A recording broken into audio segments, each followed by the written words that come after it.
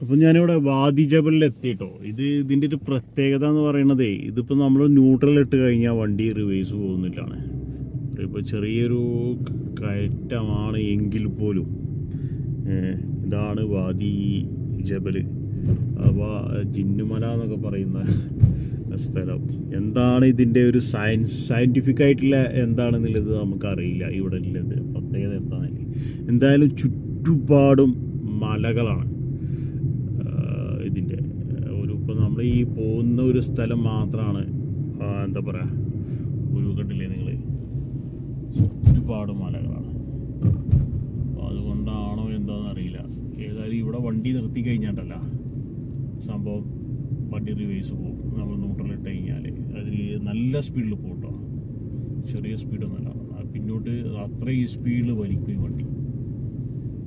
എന്തായാലും ഒരു വട്ടം എങ്കിലും നിങ്ങൾ സൗദി അറേബ്യയിലുള്ള ആളുകളാണെങ്കിൽ ഇവിടെ ഒന്ന് വന്ന് കാണണം. എന്താ വെച്ച് കഴിഞ്ഞാൽ ഇത് ഈ ഒരു വണ്ടി പിറകോട്ട് വലിക്കുന്നതല്ല. നമ്മൾ മദീനയിൽ നിന്ന് ഉഹുദ് മലക്ക് ചാരിയിട്ടുള്ള റൂട്ടിന് ഇങ്ങോട്ട് പോരുമ്പോണ്ടല്ലോ, അതിമനോഹരമായ എന്താ പറയുക, പല എന്താ പറയുക പർവ്വതങ്ങളും ഉണ്ട് കാണാൻ. അത്രയും മനോഹരം എന്ന് പറയാൻ വേണമെങ്കിൽ പറയാം. അത്രയും മനോഹരമായ ഒരു സ്ഥലമാണ്.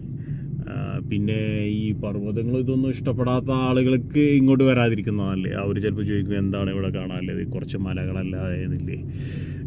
അപ്പോൾ ഏതായാലും അസ്സലാമു അലൈക്കും.